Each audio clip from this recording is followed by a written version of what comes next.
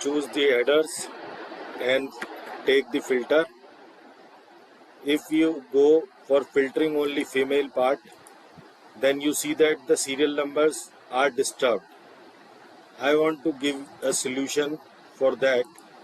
You can use subtotal function to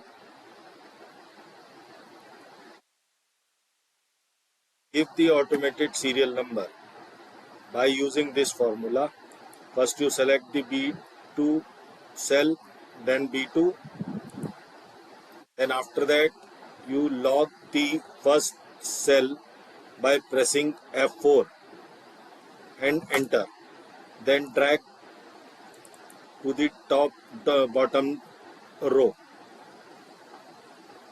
Then you can see that if you select female, then the serial number is automatically changed.